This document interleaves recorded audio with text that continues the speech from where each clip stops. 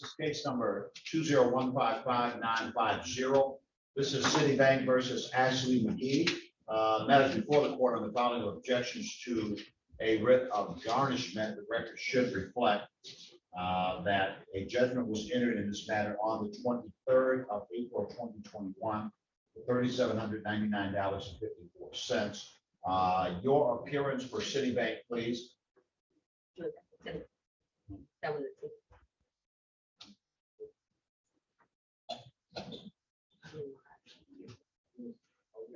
They should be. They should be. That's okay. All right.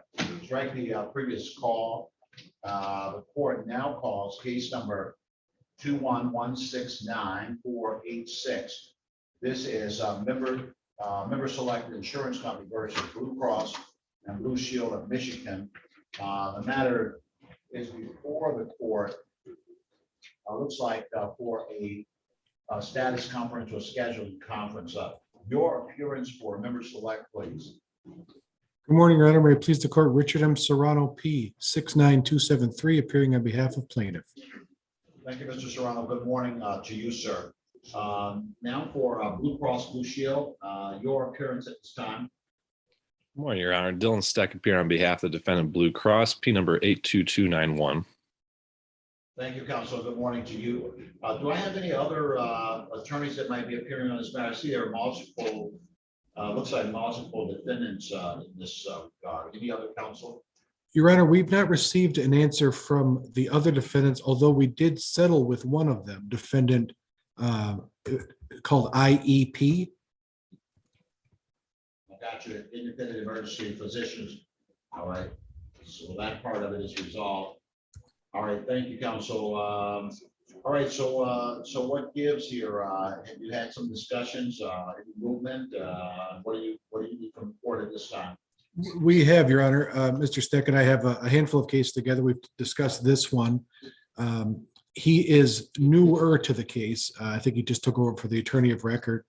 And we were just going to ask the court if maybe for a 2-week extension to let him review the file and see if we can't resolve this. There's only about $2,000 left after we resolve with the one defendant.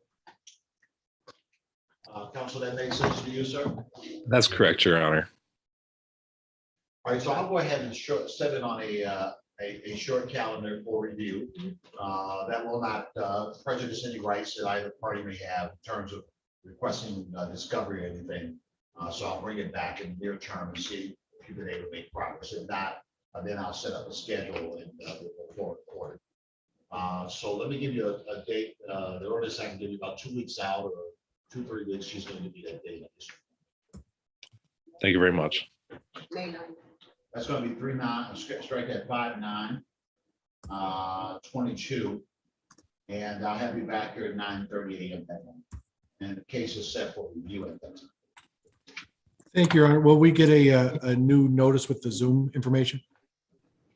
Yes, it will be the same information that you got this time, but Okay. you will get a notice as well.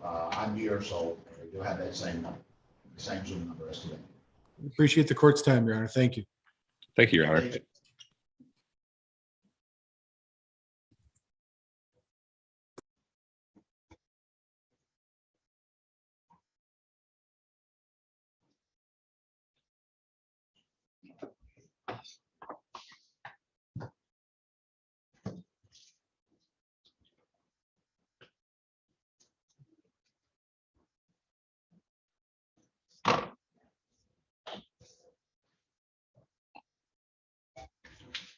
The court now calls case number 21-170-138. This is LBNB funding versus Margaret Smith. The matter is before the court. Looks like on the following. This is objection to a writ of garnishment. Margaret Smith. It's just a regular hearing. It's a hearing. You have a ROA? Yeah. Got it. I'm not settled for a review and status conference at this time. Are your appearance for LBNB funding? Do I have Margaret Smith on this Zoom? All right, we'll recall that matter momentarily.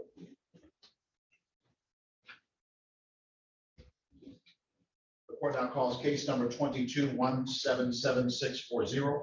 This is Misty Runyon as personal representative of the estate of Cody Station, decedent versus Oliver K. Fuller.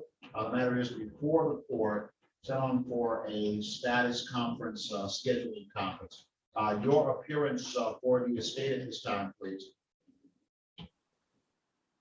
This is Olivia K. Fuller. All right, are you appearing for the estate in this matter? Oh, she is not.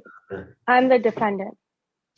Let me ask once again regarding Misty Runyon, any person appearing on behalf of the estate at this time?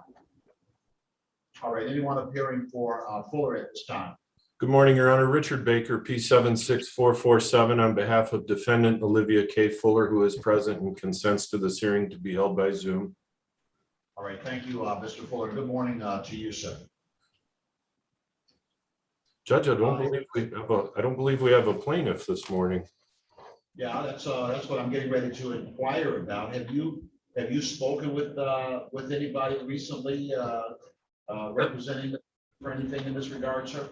Yes, Your Honor. I spoke to plaintiff's attorney, Attorney Amir Maclid, when I was served this complaint, and I pointed out to him that I didn't believe that this court had subject matter jurisdiction and that it should be dismissed for want of subject matter jurisdiction.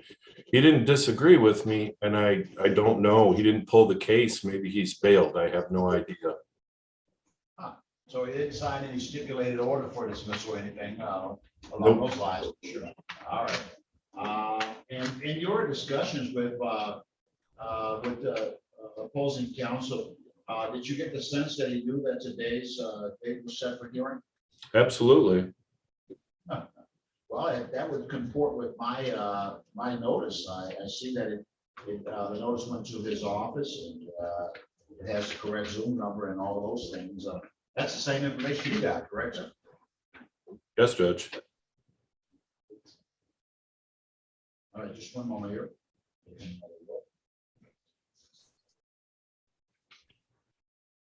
All right, this matter set on for 9:30.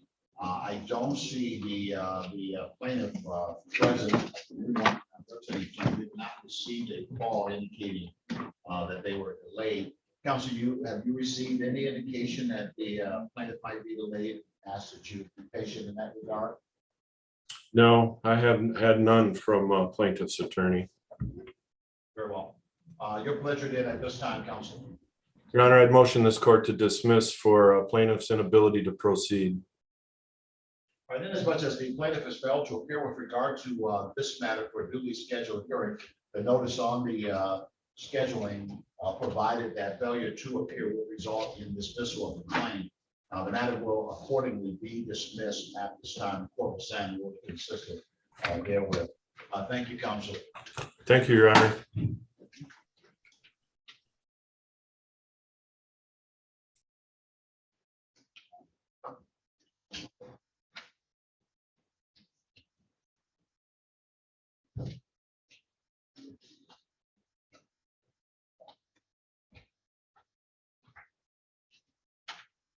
The court now calls case number 22-177199. This is Healthcare Imaging Partners versus City of Detroit.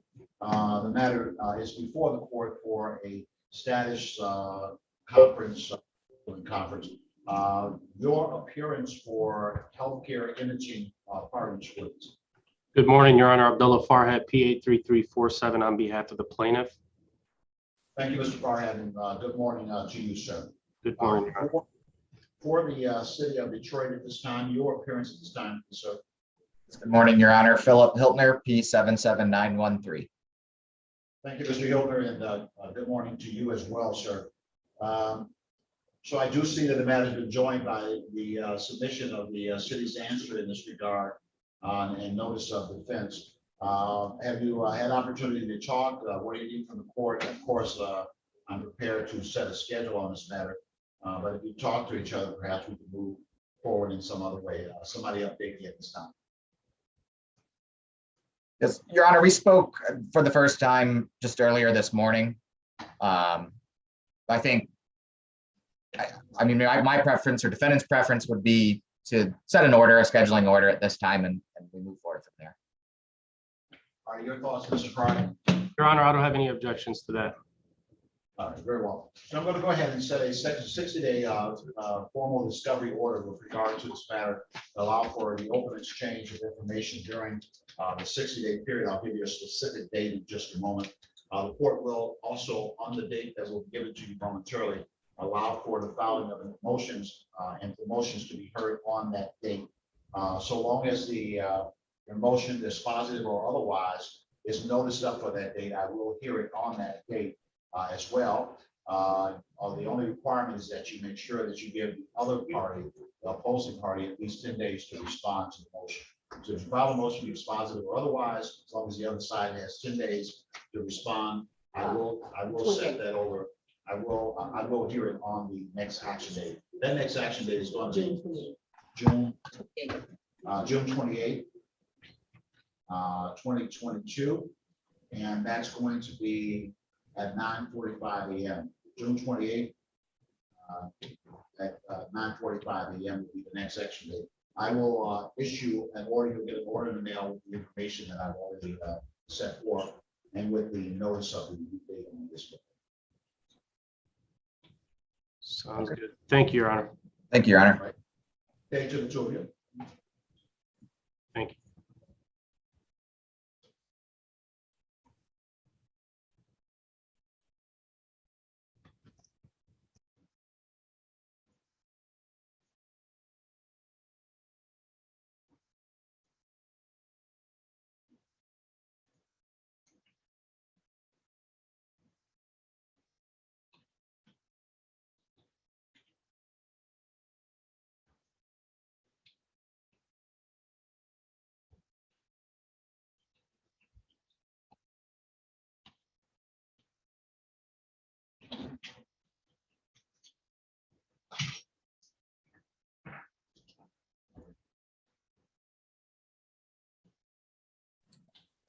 Good morning, Your Honor.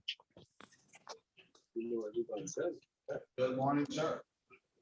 Your Honor, I'm beginning an argument in the Court of Appeals in 10 minutes. And we have Fuller versus Stanton. Stanton v. Fuller before Your Honor. I don't know if the other side's checked in. I may be a little behind on checking it. Oh. That one, I just dismissed that case because the plaintiff wasn't present. Counsel moved for dismissal and it was granted. I called a couple of times and had no indication that plaintiff was appearing. He indicated that he had spoken with you and that he indicated that he did not believe the court had certain subject matter jurisdiction and that you didn't seem to disagree with that, but you didn't stipulate to that item. More importantly, because you were not present or no one was present on behalf of the estate, I dismissed the case.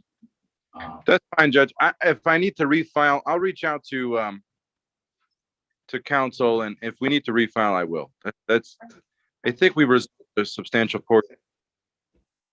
But yeah, if you need to reinstate, just just submit something asking that it be reinstated and just indicate the reason you believe it should be reinstated. Because I'm making a note now that you have in fact appeared. I literally just dealt with that case about 3 or 4 minutes ago. Very well. Thank you, Judge. Thank you, Counsel.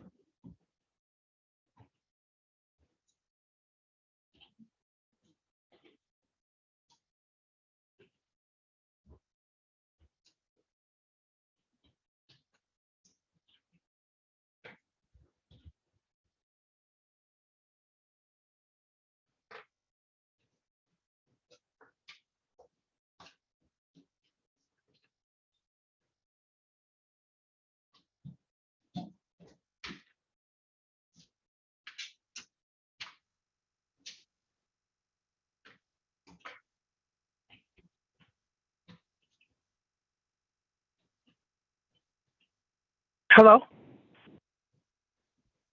Hey, how you doing, man? I'm good, and yourself? Great, great. What's the last three on your case number? 5950. All right, ma'am. Stand by. Wait for the judge to call upon you. Okay. Okay, so stay online, you said? Yes, ma'am. You can mute your microphone and wait for the judge to call upon you. Okay. Okay.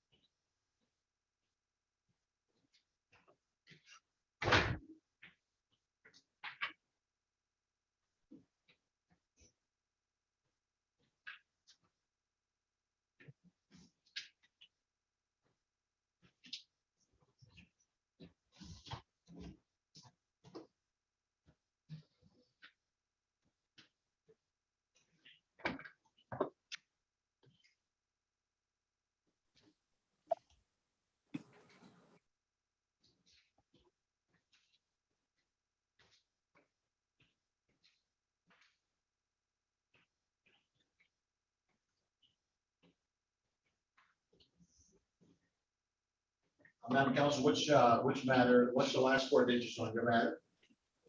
Your Honor, it's 950. Sorry. 950. All right, very well. This is case number 201555950. This is Citibank versus Ashley McGee. The matter is before the court. Looks like on the filing of objections to a writ of garnishment. Your appearance at this time, counsel. Your Honor, Jennifer Dillo, P69855, appearing on behalf of the plaintiff. Thank you, Ms. Dillo. Have Ms. Ashley McGee on the Zoom, please. Yes. All right, good morning to you, ma'am. Good morning. I see your objections to the writ of garnishment. You didn't mark out anything on the document indicating what your objections are in this regard. This case is before the court because of a judgment that was entered against you. That judgment was entered on the 23rd of April, 2021 for $3,799.54. And of course, this is an effort by the plaintiff to collect on that judgment. So tell me, you didn't check any of the boxes. Why are you objecting to the garnishment? Talk to me. Yes, Your Honor. I'm objecting because I've never received any letter. And then for the $3,799, the credit limit was only $1,000. And I had lost my job and I forgot all about the credit card. So I was calling to, when I got the letter from my job that they were garnishing my check, I tried to reach out to Jennifer Dillo, and I didn't get a hold of her to see if I can make some type of payment arrangement. And then I'm objecting to I do agree that this is my debt, but not for $37.99. All right, Ms. Dillo. Yes, Your Honor. In regard to the attack as to the balance of the judgment or the judgment amount, I believe that would be an improper objection to garnishment and rather an attack on the underlying judgment, which is not allowed under the court rule. So that basis, I would argue that the objection is invalid. In regard to the claim that she never received a letter, I'm not sure of a court rule that requires us to provide any sort of letter. So I'm not sure what the defendant's referring to. I would ask the court to deny the objection to garnishment. All right, in looking at the file, what I'm seeing is that the court allowed for alternate service to be made upon Ms. McGee. And that is that the Honorable Judge Brewer, when she was handling this matter, she signed allowing for the document, that is the lawsuit, to be served by first-class mail and by tacking at a location on Buena Vista Street. That's 3216 West Buena Vista Street, and that, once that was done, a proof of service was filed with the court indicating that service had been completed. So that's what put Ms. McGee on notice of this case, and that occurred back, based upon the document I'm looking at, that occurred back in October of 2020, October 2020.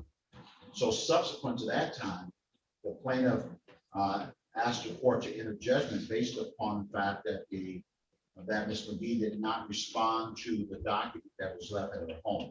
So that's how we got to where we are. Now, Ms. McGee, you've objected based upon the underlying, attacking the underlying judgment. And by law, you really can't do it that way. If you believe that there's something wrong with the judgment or the judgment amount, you have to file a different type of action to try and attack the judgment.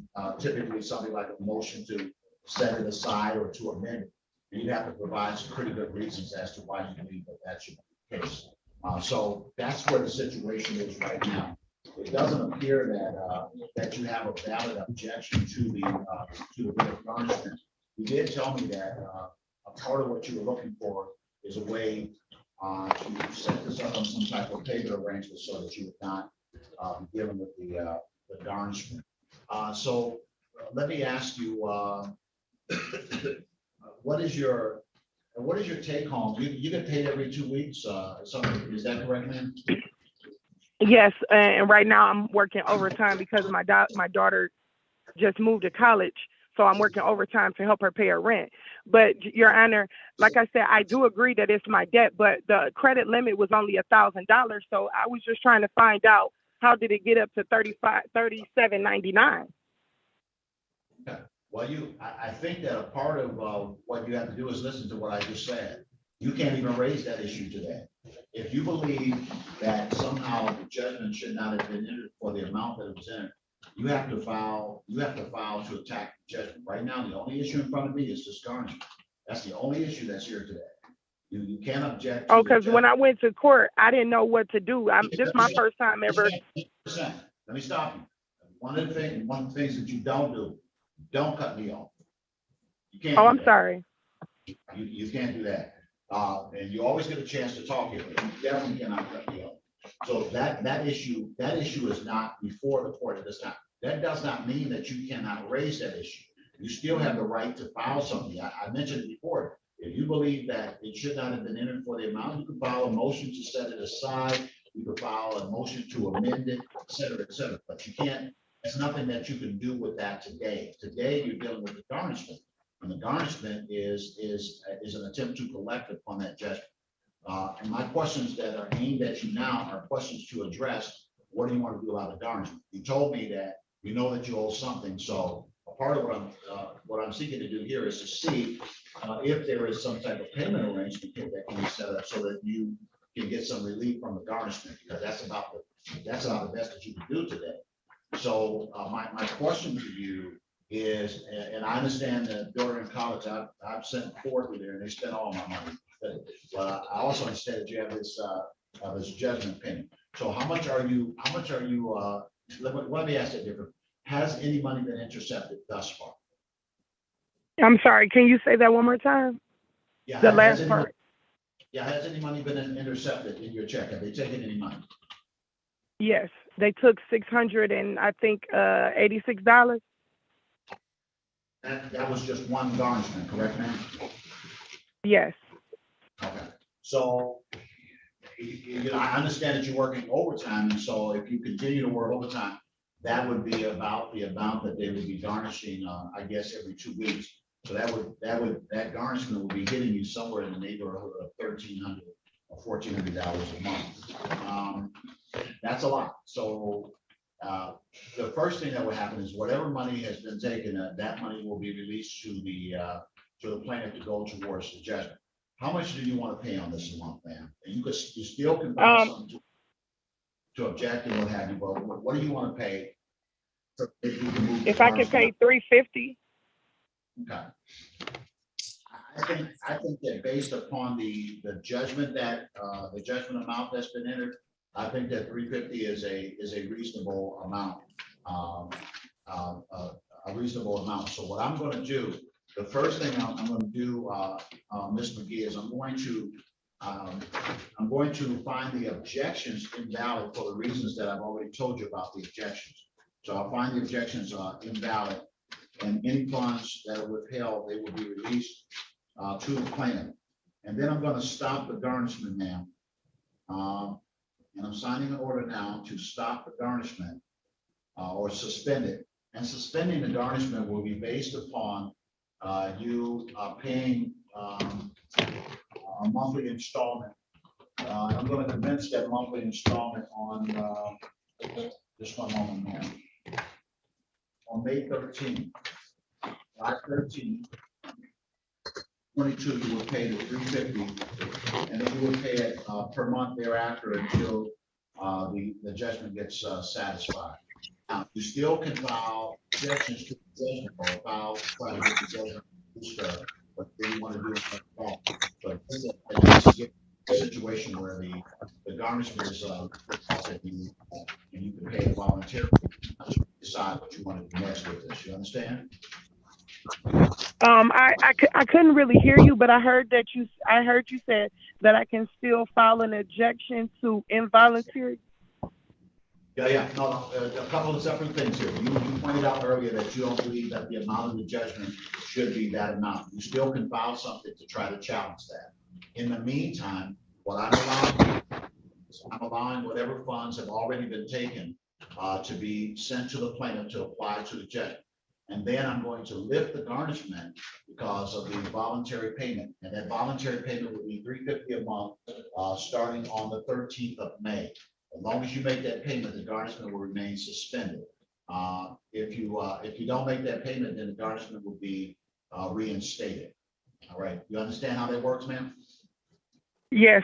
Can I ask one thing? Can I pay every 2 weeks, or do it have to be one payment? Here's what I'm going to do. Typically, the way I set it up is an order for one payment and one payment a month. I mean, you obviously can do it twice a month, but it's a lot more convenient to do that one payment a month for everybody concerned. Now, so what I'm going to do is I'm going to have you to speak with Ms. Stillo in a breakout room so you can get all the logistics as to how and when you make the payment and those kinds of things. And you could talk about breaking the payment up with her, but that's the way that I would typically set up the order. Is for the one payment a month to going forward. So that's those are the broad parameters. So I'm going to send you a notification to go to a breakout room, and then I'll give the two of you will have the opportunity to come back in if you need to regarding this matter, so I can finish out the order. So Ms. Dillon, I'm going to be sending you to breakout room number 1, and Ms. McGee, I'm going to send you there and speak with the attorney regarding the issues that I just established, but you're only talking about where to send the payments and things like that, okay?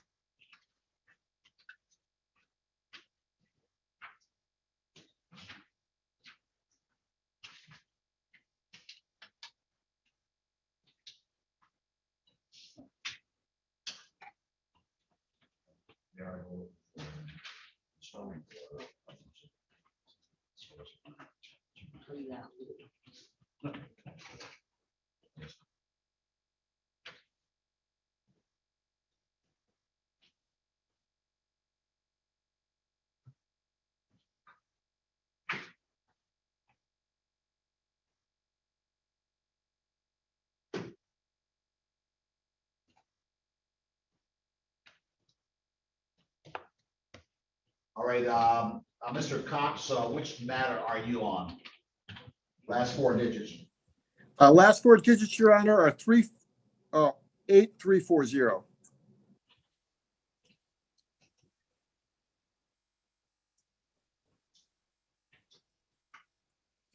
All right, this is case number 12-1-2, strike that 12-1-0-8-3-4-0. This is Biomagnetic Resonance Incorporated versus Jasmine Gladys Harper. The matter is before the court on the filing of objections to a writ of garnishment. The record should reflect regarding this matter that a judgment was entered in this case on the 6th of June 2012. The amount of that judgment was $6,226.75. And the plaintiff seeks to recover under that judgment and has filed a writ of garnishment as to, looks like Amrock Incorporated. Your appearance for Biomagnetic, please. Yeah, good morning, Your Honor. May it please the court, Keith Cox of Winters and Associates on behalf of the plaintiff, P59146. Thank you, Mr. Cox. Good morning to you, sir. Yes. I'm looking now for Jasmine and Gladys. If you're on the Zoom, ma'am, please say something at this time. Jasmine Gladys Harper, a person living on East 4th Street in the city of Detroit. Please say something if you're on the Zoom. The matter is set for 10 o'clock a.m. I'm looking for Jasmine Harper. If you're on the Zoom, say something or wave at me, anything. All right, it appears now that defendant has not appeared.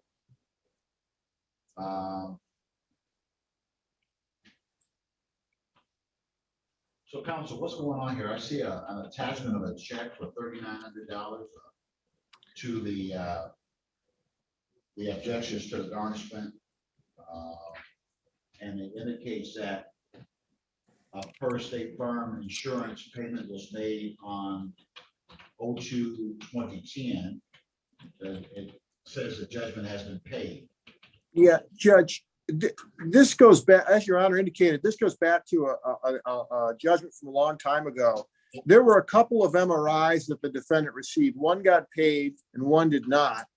The one that did not was the subject of the lawsuit.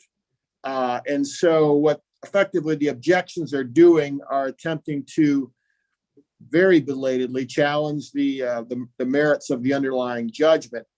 And I guess I'd note for the record that we've collected over $4,000 over the life of this judgment. We're trying to collect the remainder at this point. But effectively, the insurance rejected the claim that was going all the way, looking at the merits, I guess, just to satisfy the court's inquiry, I suppose. This was a rejected insurance claim that the defendant never addressed when she was sued, never really addressed while we were collecting the money. And now we've started collecting the money up again, and now she's come forth and wanting to contest it. And she's filed the wrong motion, and she's not appeared today. So we'd request the court deny her objections as not being with any merit. All right, certainly the defendant has not appeared, and that's a significant issue in this case. The court, of course, made inquiry because I received a copy of a check directed to Biomagnetics dated in 2010, and one of the reasons that you can, in fact, file objections to a garnishment is to say that the judgment is paid, and so that was the inquiry there. It looks like, based upon the representations, arguments made by counsel, that may very well be dipping back into arguments regarding the underlying case. Given that the defendant is not here, the court will deny the objections at this time, as they also seem to not have any merit, and will allow any funds withheld to be released to the plaintiff and allow the garnishment to continue until judgment is satisfied. So I've signed it consistently. Very good. Thank you, Your Honor. Thank you. Ms. Stivitt, which matter are you on, ma'am? Last four digits, Ms. Stivitt, D-I-X-I, I'm sorry if I'm saying it wrong. No, it's okay. What's your- Yes, good morning. I'm here for 8016.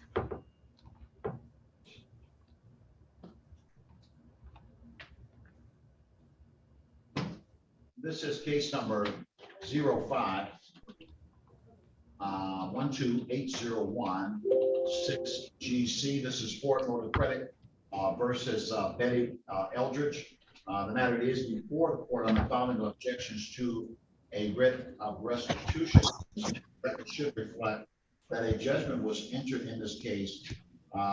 Looks like the judgment entry date is the 12th of January 2006, I should say. Looks like the judgment was subsequently renewed in this matter.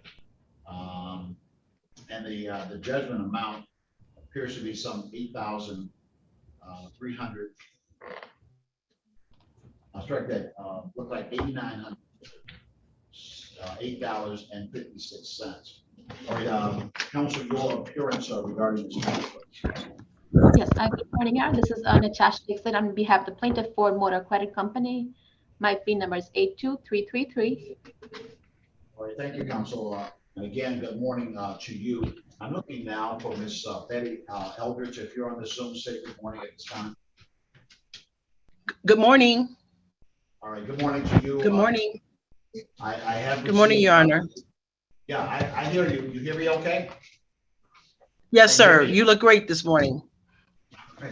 Thank you. Thank you. I'm sure. I really appreciate that. Don't make me blush. My wife didn't tell me that, but she looked at me like I looked good. Anyway, it looks like in this matter you filed your objections indicating that the maximum amount permitted by law has already been withheld by another court. So it sounds like you're saying you're in another garnishment and that there is not room for a disgarnishment. Is that what your argument is in this regard, ma'am? Yes, sir. I paid the garnishment for 10 years at $100 a month for 10 years. And they had the interest rate so high on the garnishment or on the suit that it never made a difference. I did pay for 10 years, $100 a month, but it never went down. I'm asking the court to not garnish my wages. I make $40,000 a year. I take care of grandchildren. I don't have any more money for this company. And I feel that it has been satisfied. And I would like to mention that it has been over 10 years. And I believe that it has the state law says that it should be finished by now. I mean, how can you keep asking for money for, it's even come off my credit report. All right. Well, none of those things matter. I mean, if there's a balance, that would be the basis for the continual. But yes, sir. I understand, sir. Stop me for a moment, and then the issue of interest, of course, that's by either the contract or by the statute. What is going on there? Did you drop something? Yeah, I'm sorry. I'm old. I don't know what I'm doing. That's okay. You're doing pretty good here. Let me, Counsel, do you have some calculation as to what the balance is on this and also what has been paid over time? Do you have any calculation in that regard? Yes, Your Honor, certainly. So the balance as of today is $14,607.65. There is, like you said, there is interest accruing on this. That's just a part of it. That's what our client wants. So the interest will keep accruing. But as far as payments she's made so far, I do see credits in the amount of $10,900. So she has made payments previously. The last payment we received was in 2015. So there still remains a balance. That's why we filed a wage garnishment. And so far, we have not received any wage garnishment funds from the employer. We actually have not even received a disclosure yet. So I'm not sure. I cannot speak to as to what's being withheld. We haven't received anything so far as far as the wage garnishment funds. All right, so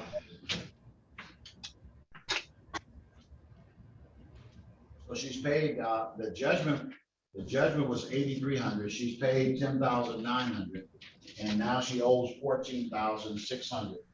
And so what's the interest rate? This is a contract interest rate that this is being calculated at. Is that what it is? What's going on? Yes, Your Honor, that is the case. So the interest as of today that has accrued is $16,919.98. So that's the interest as of today that has accrued. $16,000. Yes. Well, ma'am, you know, I don't know that there's a whole lot I can do here. Typically, what I would suggest is that the plaintiff go back and take a look at what it would take for them to resolve this, because there's a lot that has been paid, but yet there's a lot that's owed. And Ms. Eldridge, if you're not in a position to make some type of lump sum to try to resolve what might be there, and I don't know how I can talk about any of that. So basically what you end up with is a situation where the interest keeps accruing and you keep paying a relatively low amount and then it never goes away. And there is no relief in the law for those kind of things, really. I mean, it's just not. If there is interest that is accruing, then unless you're making payments at a rate where the payment is attacking interest and principal, then the balance never really goes down, because all of your money is going towards interest and you're never paying off principal. So that's kind of what's happening. I think you already know that. So are you able to pay voluntarily on a monthly basis? Do you have some of you pay on a monthly basis voluntarily?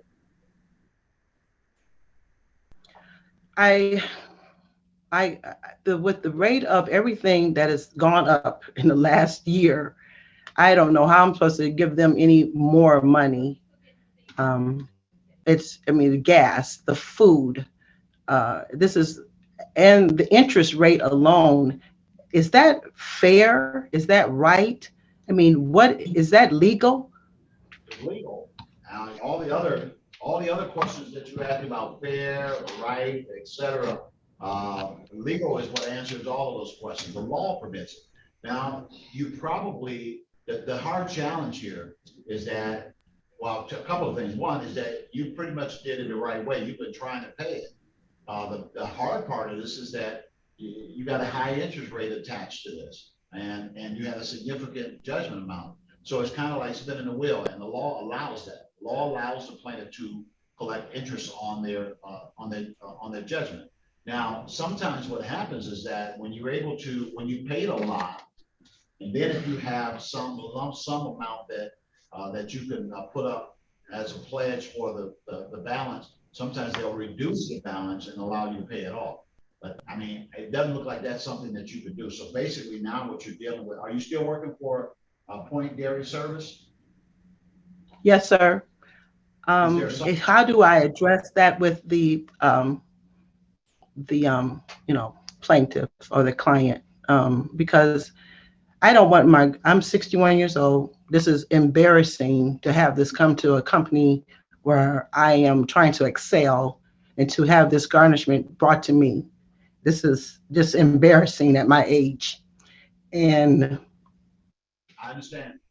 Understood completely. I would like to have this. This is ridiculous. This is embarrassing. So, I mean, I don't have money. I'm not rich. Got it. And I don't want to file bankruptcy. I'm trying to get my credit under control at this age in my life. So, I don't know who to speak to. They are very rude at the law firm. They won't talk to you. I mean, is there any way we can make some type of arrangement where you do not garnishing my wages? All right. One of the ways that can happen, ma'am, is based upon your making some type of offer to do a voluntary payment on a monthly basis. Are you prepared to make a voluntary payment? I could give in 1 month, but is there any way that this could be reduced? Would they be willing to reduce this amount and let's set an amount and stop the interest? Is that possible? Can you give me an amount, let me pay it off, and we can be done with it? Could you give me an amount without all this interest? Please. Council, do you have any authority this morning to answer that question? Yes, Your Honor. I mean, I can certainly try. There are certain factors that go into whether I can discuss, whether I can offer a settlement to begin with. But I guess I can certainly try. I mean, if you want to give us maybe a few minutes, I can certainly try. I mean, of course, if she wants to be a motion for installment payments, we are okay with that. But settlement would be a different issue, Your Honor. But I can certainly do my best here. Yeah, I think, I honestly think that it's a case that that begs for some type of resolution. We're not talking about a case where there hasn't been payments. I mean, sometimes these cases linger and the person hasn't made a payment in, in all the time the judgment's been there. Well, this has been a case where there's been more than $10,000 that's been paid, but the law still allows the collection of interest on it. So I think it should be resolved. But in the interim, Ms. Elders, so I put it out there for the plaintiff's attorney to talk to their clients about ways that you might be able to resolve this, or what they might accept as an offer to resolve it. And but in the meantime, thank you. In the meantime, to stop this garnishment, what are you willing to pay a month, ma'am, to stop the garnishment? I mean, I filed a motion to ask you to set aside the garnishment, but I'm saying right now, if you, in 1 month, I know if you could speak with me about how we can make an arrangement, I will give you $1,000 in 30 days. So that's, and then if you could give me an amount, I could make monthly payments directly to the law office like I did before. I could, if you could give me 30 days, I'll give you $1,000. If you could reduce this to a reasonable amount, we could get this paid for.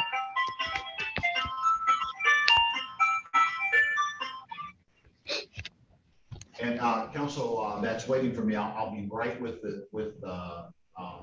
right with each of you. Ms. Dillon, I know that you've been waiting on me for a moment. I'll be right with you. Now, here's what I'm going to do. See, the problem that you have here is you have no basis for me to set the punishment aside. So you gotta come up with something as a partial payment so that I can consider setting the garnishment aside. I know you filed a motion. Okay. Are you listening to me? The $1,000? The $1,000 is not enough? You're not listening real well, and it's wasting my time because you're not listening real well. Sorry. If you unmute before I tell you to unmute, I'm gonna disconnect. And you know I'm giving you more time on this than I give on most cases because I believe that you have some important things that you have raised. But now you've got to segment how you do that. Number one, the objections that you have in front of me, the objection that you raised is not a basis for me to set the garnishment aside. However, I'm looking for a way to give you some relief while you try to work out a plan to get this all together resolved. And some monthly payment at this point might very well help you get released from the garnishment. That doesn't settle the case. That's what I'm getting at. That doesn't settle the case. You have to talk with the other side in order to settle the case. I don't need to go on and on about that. I need you to think about what it is that you would be willing to pay per month. And then we can talk about that. And then I'll talk about whether or not that will allow me to suspend the garnishment so that they're not taking money from your employer. Here's what I'm going to do in the interim. I'm going to put yourself and the attorney in a breakout room to talk about possibly resolving the matter. And I'm giving you a notification for breakout room number 2, and then you can come back into the Zoom, and then I'll make some decisions on any partial payment. So there's your notification. Go to the breakout room, talk to the other side, and see if it can be resolved. If not, we'll come back in and we'll go from there. All right. All right. So I'll pass on that matter for a moment. Thank you, Ms. Dillon. I see that that Ms. McGee is still in the breakout room, so she's probably locked back there a little bit. So can you kind of update me on what happened in the court? decided that it would in fact allow the folks, at least I already ruled on that. And I already ruled that I would allow the partial payments at $350 a month. Anything else that needed to be updated with me at this time? No, Your Honor, I provided the defendant with all payment methods, so she has all that information. It's my understanding that we're going to keep the payment $350 by May 13, 22. I've indicated to her that, you know, if she chooses to pay bi-weekly, that's fine, as long as the full $350 is paid by the 13th of each month, whatever her preference is. I believe she was stuck in the breakout room because she's on her phone, but. All right, very well. So I'm issuing the two orders that I've already indicated to herself as well as you. And again, the breakout room was just to deal with logistics. So, all right, so good day to you, or unless you have another case. And I'm gonna go No, forward. I'm sorry, that's it, Your Honor. Thank you. Have a good day. Thank you, Counsel. I don't like anything. Yeah. All right, got it. All right, Madam Counsel, you're back ever so quickly. Talking. No, Your Honor, actually, I was not put in the breakout room, so I was just waiting to speak to Eldridge. Did I miss you up there? Oh, Judge, I think I got put into the breakout room with Miss Eldridge by mistake.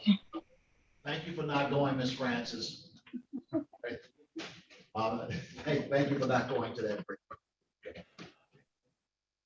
I don't know why I'm trying to send you away today. All right, I believe that you're up next, Miss Francis. Which case are you on now? Judge, I'm on AutoVest versus Workings and Drake's Collision. And Your Honor, I'm here as well on that case. This is Steve Haney. Got you. All right, Thank you. this is number 151224. This is AutoVest LLC versus Tashni Chanel Workings and Jeffrey Lamar Workings, and also known as Jeffrey Workings, and Drake's Collision as a chief defendant in this matter. But that is before the court on the filing of objections to a writ of garnishment. Of course, this arises out of the entry of a judgment. That judgment was entered, looks like on the the 25th of October 2021. Total judgment amount on entry is $19,505.41. Your appearance for AutoVest LLC at this time. Good morning, Your Honor. Navjot Francis, P72322 on behalf of Plaintiff's Attorney of Record. All right, thank you, Counsel. Good morning to you again. Counsel, your appearance for defendant or? Garnishee defendant, Your Honor. Yes, thank you. Steve Haney on behalf of Garnishee defendant, Drake's Collision, Your Honor. And good morning to you. And good morning, sir. All right, so tell me what's going here with your objection, sir. Go right ahead, sir. Yes, Your Honor. The long and short of it is actually very straightforward. My client is the employer of the Garnishee, Mr. Workings. My client did not comply, admittedly, with the disclosures and the requirements required by a Garnishee, resulting in a default against my client. My client reached out to me, sought my services to attempt to set aside that default. I reached out to plaintiff's counsel, and we had an agreement to set aside with the stip and order the default judgment against the Garnishee defendant. AutoVest prepared the stip and order, submitted it to me and my staff. My staff executed the stip and order, and my assistant, my secretary, emailed that stip and order to set aside the default against Drake's Collision back to plaintiff's counsel. And inadvertently, admittedly, she emailed it to a Josh.Dostine instead of a Joshua.Dostine. Therefore, they never got that stip and order. We followed up with emails again to Josh.Dostine. And again, obviously, that was the incorrect. It was a mistake. It was inadvertently made by my assistant. that resulted in that stipend order never getting entered. And therefore, they proceeded against the garnishee defendant, my client, for the totality of the judgment, which is around 20,000. I don't have the exact number. I could get it for the court. But really, the point of the matter is, under 2.612 C1A. And look, I've never had this happen in 20 years. I really haven't. This is the first time I've ever been involved in something like this. We all got issues personally in our lives that, cause mistakes and inadvertence and excusable neglect to occur. Not excusing it, not making any excuses or asking for a pity party. My assistant's got a stage 4 cancer sister that she's tending to in hospice. My father passed away right around the same time all this happened. Again, I'm not asking for any sympathy, but I am asking that the court acknowledge that in circumstances where there is an inadvertence, mistake, excusable neglect, there is a relief from final judgment. And in my 20 some years, I don't know if there could ever be a better application of this rule of court that I've never had to argue in front of a court before. So that's just my position, Your Honor, but obviously leave it to the court's discretion. Thank you. All right, thank you. Ms. Francis? Your Honor, opposing counsel is asking to set aside a default judgment against a garnishee defendant. The mistake that they're referring to are stipulations that we had discussed and never executed after the entry of the default judgment. So the mistake that he is referring to did not lead to a default judgment entering, so that court rule does not apply because the default judgment had already entered. We had contacted the garnishee defendant numerous times. We contacted them after we served them with the garnishment, asked them, about following up with a disclosure. They stated they would. This was back in May of 2021. Again, we contacted them in June of 2021, and they stated they would follow up and didn't do anything. Your Honor, after that, we followed up with the failure to disclose letters. Then we sent them the default. We followed the rules as required, which are pretty stringent before judgment can be entered against a garnishee defendant. And garnishee defendant didn't do anything. So there was no mistake that occurred before the judgment was entered. Afterwards, after they received the default judgment, then opposing counsel did contact us. We did tell them we would be willing to set aside the default judgment if they did certain things, which they did none of, Your Honor. Sure, maybe they emailed the stipulated order to the wrong email, but then we never received the cost they were supposed to pay in order to have the default judgment set aside. Part of the stipulation was also that they would immediately start withholding. They did not do that either, Your Honor. So they did not follow any of the requirements for the stipulation to even be entered. So, Your Honor, even if there was a mistake in the email, there's no mistake that they did not pursue withholding on the garnishment as was required by the stipulation as well, or the costs that were to be paid. So, Judge, their motion has to be denied. They're just following up on it now because, again, whenever we get money from a defendant, they then all of a sudden follow up with everything they're supposed to do. So that's not fair for plaintiff. Opposing counsel's mistake had no bearings on the actual default judgment and has does not qualify under the law that they're asking for the mistake to be issued under, Your Honor. All right, and so in your argument, you point out that the plaintiff was willing to set the default aside contingent upon a stipend order that allowed for costs and for the initiation of withholdings, correct? Correct, Your Honor, back in November. Yeah. So the cost that had been cost agreed upon? Yes, Your Honor. What's the agreed upon cost? $500 at that time. Right. Did you have any indication as to what the withholding rate should have been regarding the defendant? I know you never got a disclosure, but did you have any indication as to what the withholding should have been? I don't I'd have to go back through my notes. I don't know, Your Honor. And you say all of this happened in November of 2021, correct?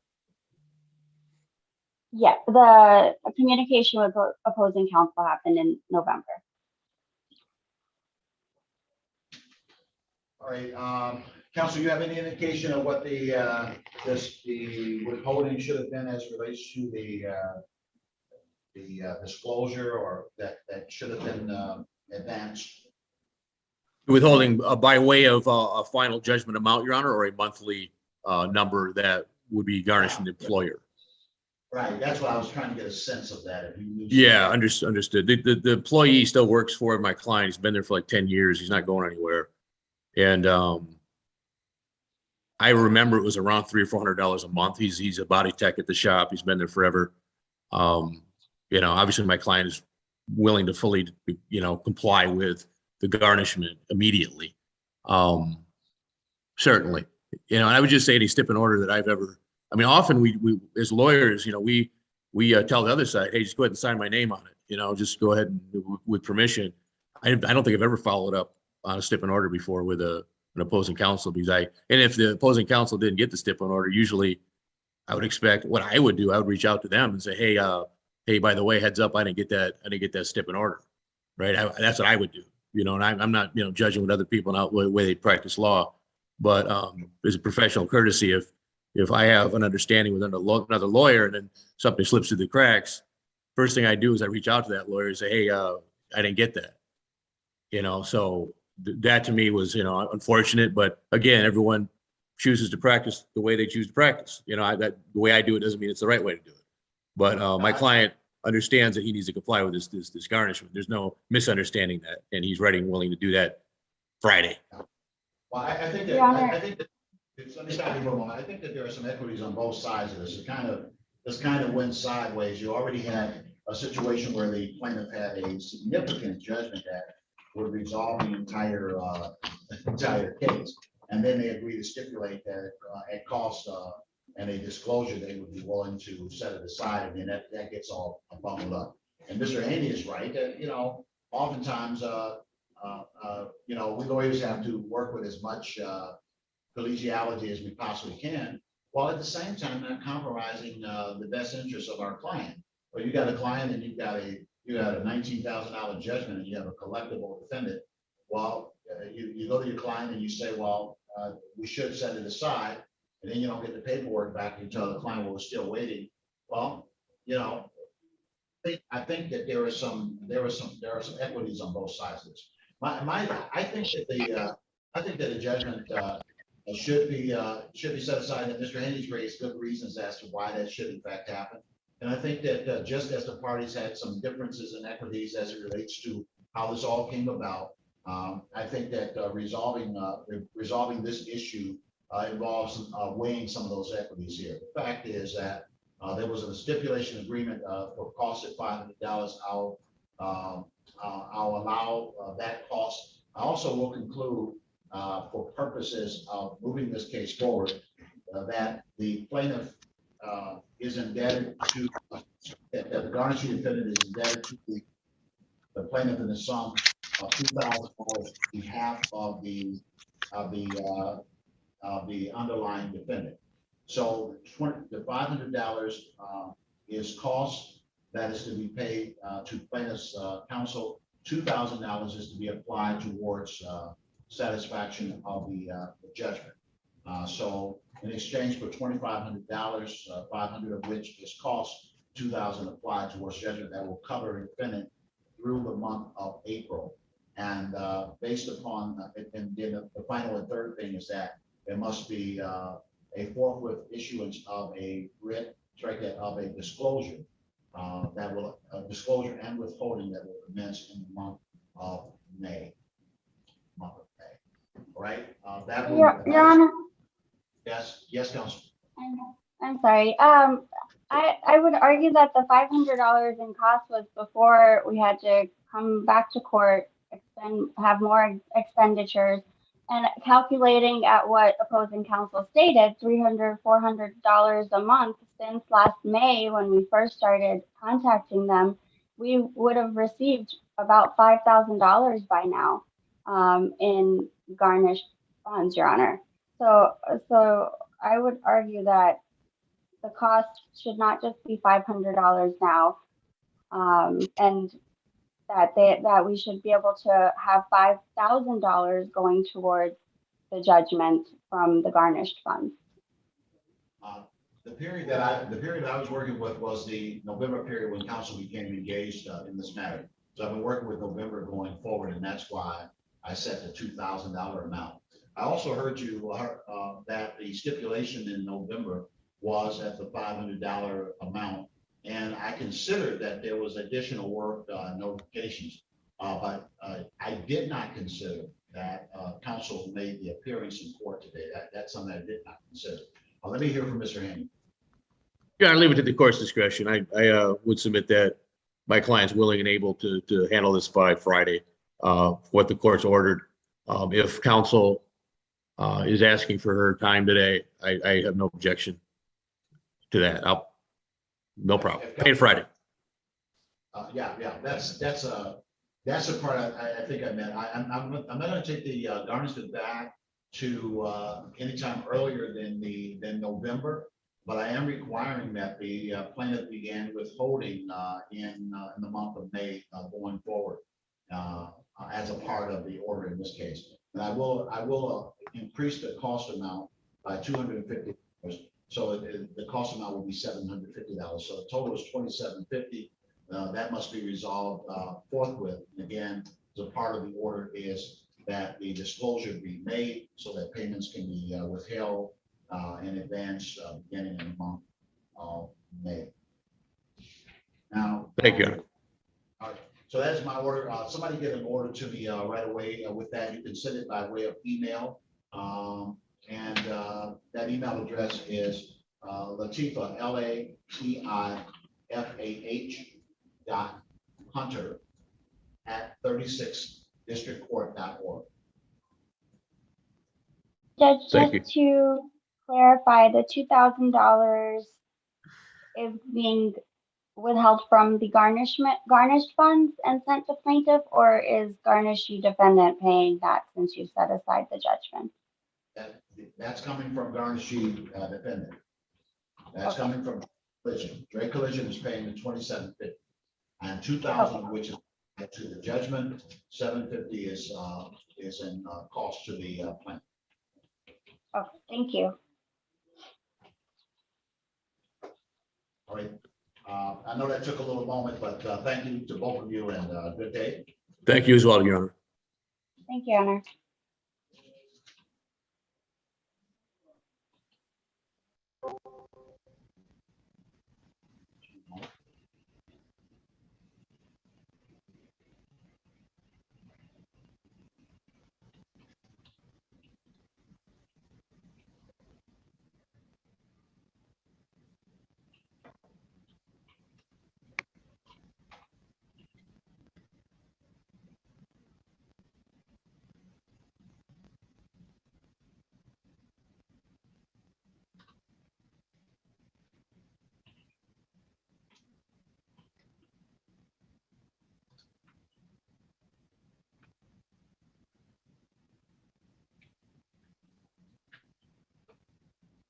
All right, we're back on the record regarding the suffix 8016, that's Ford Motor Credit versus Betty S. Aldridge. And Madam Counsel, regarding this matter, I know you went to the breakout room and there was an effort to have some discussions about settlement and resolution. Anything you wish to bring to my attention at this time? Yes, Your Honor, that is so. I did discuss with Ms. Eldridge and we did reach a resolution. There's a settlement and I gave her the payment options and everything, and she'll be beginning payments. It's should I put the terms on the record, the payment amount, the settlement amount, and what have you? That would be good. And, Okay, so a settlement amount is $8,800 paid over 12 months. She'll be paying the first payment by May 6, 2022, and will be due by the 6th of each month. She has our phone number. If she has any questions, I gave her the payment options, and I'll be sending her the settlement offer letter so she has the settlement terms and paperwork with her. Right? And is there a set monthly amount, or she has the option of what she pays per month as long as it's paid in 1 year? Or how, what did you agree to as a monthly payment? Your Honor, so the first 11 months, she would be paying $733 for 11 months, and the final payment, the 12th payment, would be $737 to complete that within the 12-month span. And Ms. Aldrich, the terms that you've heard in this regard, is that what you've agreed to in terms of resolving this, ma'am?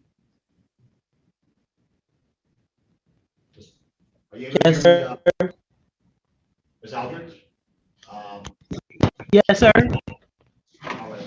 Are these the terms that you agreed to regarding the AD? Yes. All right, very well. All right, well, you got it all worked out then. So what I will do is in light of the settlement agreement, I'll stop the garnishment and allow the settlement agreement, I'll suspend the garnishment, and then the settlement agreement would commence under the terms that the parties agreed to, with a payment of $733 on the 6th of May. And then that amount for the next 10 months thereafter, and then in 12th month, the payment will be $737, and that will resolve the case. All right, anything further? No, I think that is it, Your Honor. Thank you. All right, now, Madam Counsel, you can. Thank you. You can email that order to the court if you wish, and we'll get that taken care of right away. Oh, yeah, just to clarify, so an order basically suspending the garnishment, so just granting her objections to the wage garnishment. I'm signing that portion of the order. I'm signing an order that's saying that the garnishments are invalid. Any funds that are withheld would be released to the plaintiff, but then the garnishment would be stopped. So my order that I'm signing today is an order stopping the garnishment, and then your order will pick it up. All right, Your Honor. Yeah, we were just going to send Ms. Eldridge settlement paperwork. She doesn't have to sign anything. It would just be for her records, basically. Exactly. You can go ahead and send it to the court, and I'll sign off on it, and you can send it to her, because the settlement has already been put on the record. So you can email that order, and I'll sign right away, so you're all set to go. All right, thank you, Your Honor. I will definitely do that. Good day to you, Ms. Aldrich. Thank you, Your Honor. Good day. Yes, thank you, Your Honor.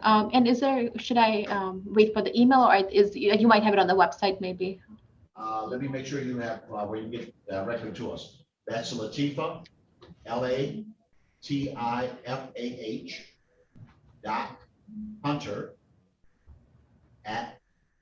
@36368 36districtcourt.org. Okay, thank you, Your Honor. All right, thank you. And we'll get that, we'll get a copy right out to you. So,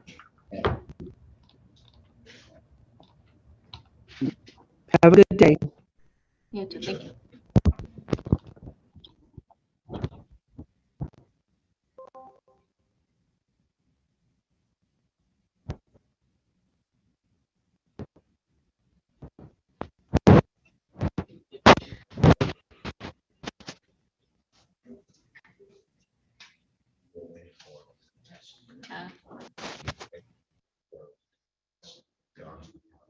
Okay.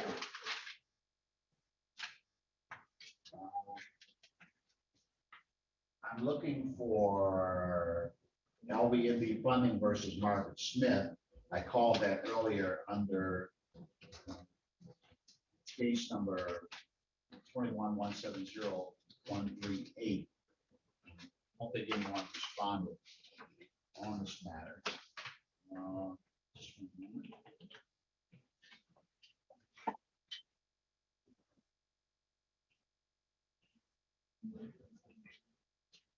And where no one has appeared for this hearing, the case in this matter will be dismissed.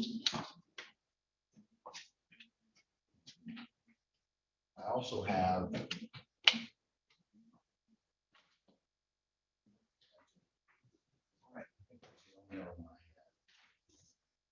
All right.